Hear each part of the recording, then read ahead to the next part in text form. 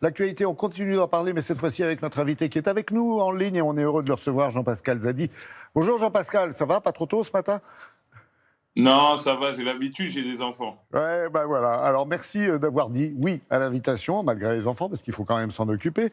Vous avez eu le temps de recevoir, entre-temps, il y a quelques jours, c'était la semaine dernière, vendredi dernier, le César du meilleur espoir masculin pour votre film Tout simplement noir. Bon, cérémonie particulière quand même, hein. Oui, cérémonie très particulière, mais je suis quand même fier d'avoir participé à cette cérémonie parce qu'elle a montré la pluralité et la vitalité des points de vue du pays dans lequel on vit, la France. Et je suis fier d'avoir participé à cette cérémonie parce que voilà, ça montre qu'on est un pays de gens pas d'accord. Mais au moins, on peut s'exprimer.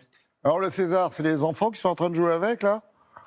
Non, non, non, ils sont pas en train de jouer avec, mais ils ont fait un petit tour du quartier avec quand je l'ai reçu, par contre, le week-end après. J'espère que vous avez fait des images. On la voit, cette image, justement, vous, Jean-Pascal, avec ce César. Dites-moi, dimanche, c'est la journée internationale, parce qu'il y en a encore besoin de lutte contre la discrimination, contre le racisme. Tout simplement noir, il y a quand même un message dans le titre, hein.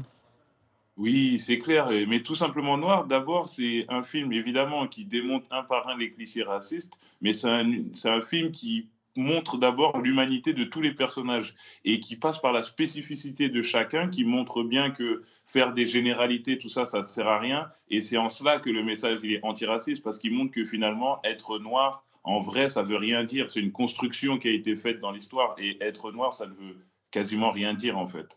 Absolument, on est bien d'accord. Et alors, bravo, parce que 800 000 spectateurs, Tout simplement noir, est le film français qui a fait, ouais, cocorico, le plus d'entrées en 2020. Vous vous attendiez à ce succès? Non, on ne peut jamais s'attendre C'est à un vrai? tel succès. Par contre, on espérait bien voilà, toucher un maximum de gens, mais franchement, je ne m'attendais pas au succès et je ne m'attendais pas du tout au César. Si c'était la question suivante, passe à la question d'après, parce que je ne Alors, savais pas. alors, la question d'après, c'est l'Élysée. Il a été présenté, ça s'est passé comment? Oui, oui, alors on est très surpris quand on arrive là-bas, hein, parce que c'est un palais déjà, donc on est surpris, on se Hmm. dit mais qu'est-ce qu'on fout là? Et finalement, on est tombé sur le président de la République qui était, on va dire, très intéressé par le sujet, et on a eu un débat après sur ce que c'est la condition noire, comment l'améliorer, comment faire ensemble que voilà, on soit tous unis en tant que peuple et qu'il y ait moins de discrimination.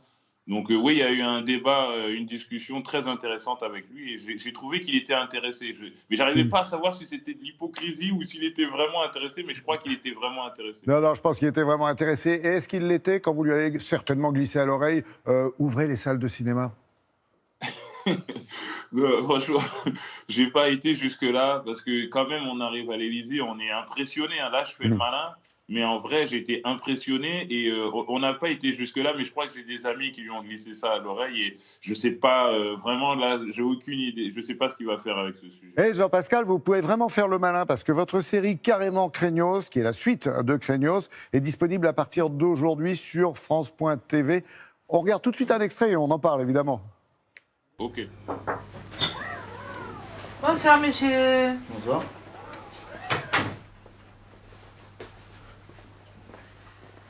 Alors, monsieur Barbeau, comment vous vous sentez, hein? Très très mal. Faites quelque chose s'il vous plaît, j'ai mal. Ah, ça m'étonne pas, monsieur Barbeau. Vous savez, vous avez pris une grosse et sacrée dose de produits très très toxiques que votre organisme a complètement digéré, et comme il ne peut pas les libérer tout seul, on est obligé à faire un lavement. Un lavement? Oui. Ne vous inquiétez pas, je vais vous expliquer bien la procédure, hein, pour que vous soyez tranquille, hein. D'abord, on va glisser un tuyau pour votre sauvage jusqu'à votre estomac pour bien les nettoyer. Et une fois que l'estomac il est bien nettoyé, on va faire la même chose avec vos côlons, hein. Et cette fois-ci, via votre anus, hein. Bon. J'aille chercher le matériel, hein, j'y reviens tout de suite.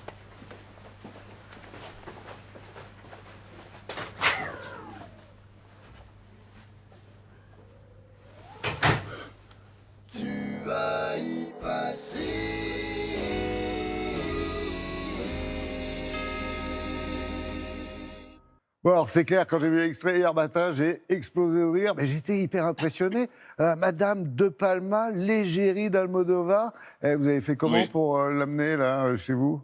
Bah, En fait, on lui a proposé le scénario, elle a lu, elle a aimé et elle est venue, quoi. Et finalement, le film, comme Carrément Craignos, il y a une ligne conductrice, c'est vraiment essayer d'être libre et faire ce qu'on a envie de faire. Et finalement, je me rends compte que les frontières qu'on a, c'est juste dans la tête et qu'en vrai, on peut faire tout ce qu'on a envie de faire sur Terre. Parce que je ne m'attendais pas du tout à ce que Omar Sy accepte de jouer dans le film. Je ne m'attendais pas du tout à ce que Rossi de Palma accepte de jouer dans la série. Et finalement, le message de toutes ces histoires-là, c'est qu'en vrai, il ne faut pas se prendre la tête et il faut aller là où on doit aller, quoi.